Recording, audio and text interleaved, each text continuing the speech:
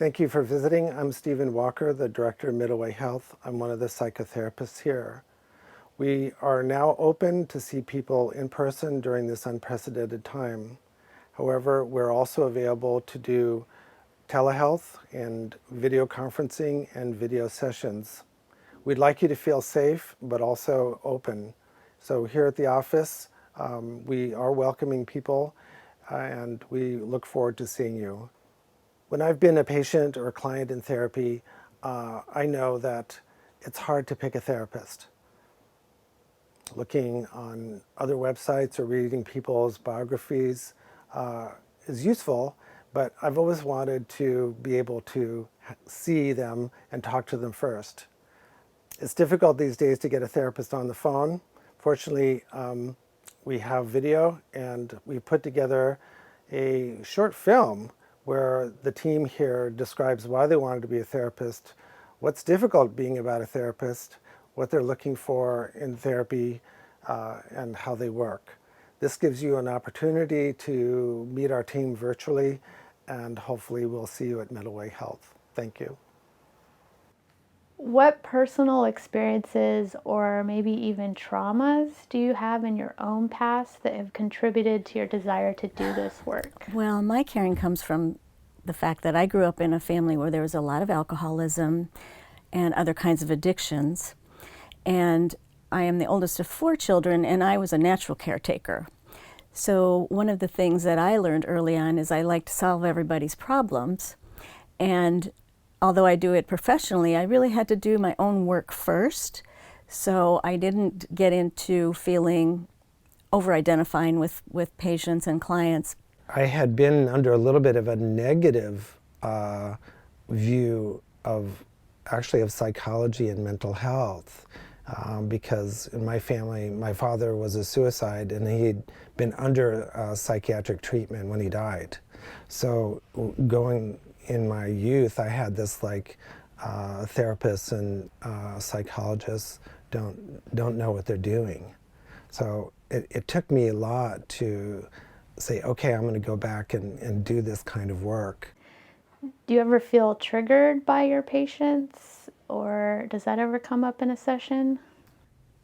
Another good question. I mean, I think the reality is all human relationships trigger things in you. No, they do, right? I mean, I think a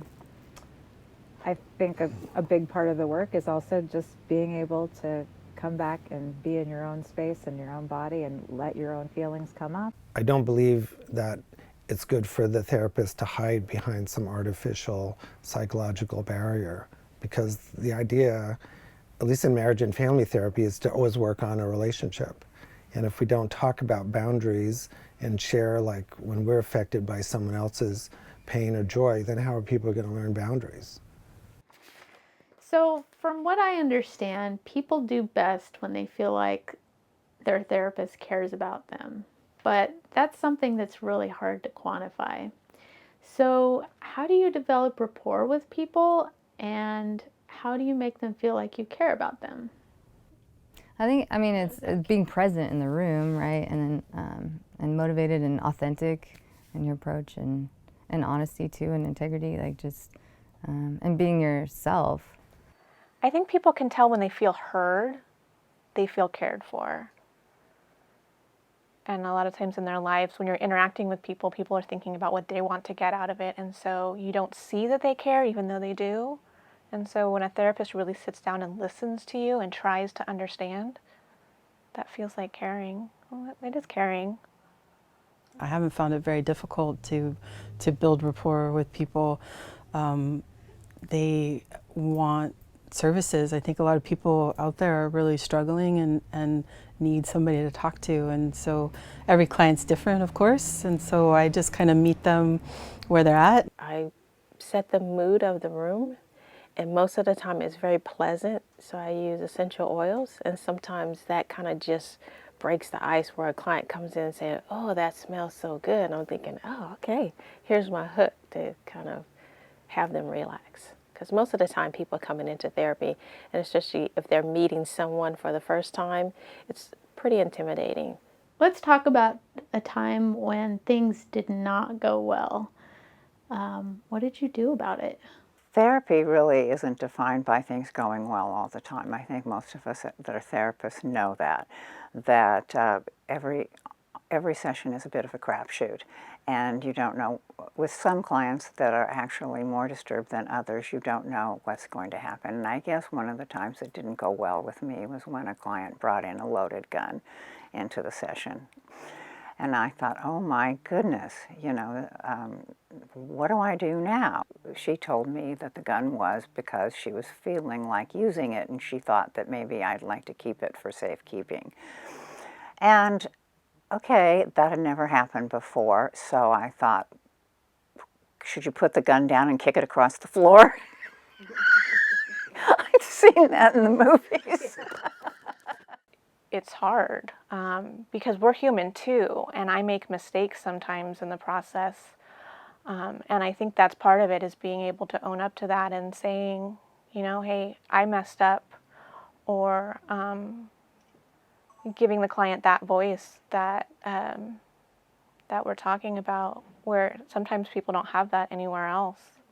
Let's talk a little bit about compassion fatigue and burnout. Have you ever experienced that? And if you have, what did you do about it? I have in the past. I really enjoy being able to create the space and a schedule for myself that I can take better care of myself.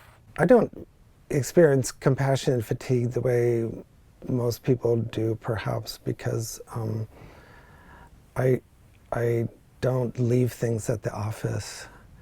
So people say, oh, I leave things at the office so that way I don't worry about it. But I create a bigger container, so to speak. So in a sense, I'm always carrying it with me, so the weight of someone's journey gets carried in an even way. So I don't feel I ever have to block anybody out. I do think if you see your work as just part of your life, which I have always felt like, it's not like I have my work and then I have the rest of my life. My work is part of my life, and that it's pretty wonderful to get my livelihood through helping other people, which in turn helps me, and all of us are kind of helped to move forward together.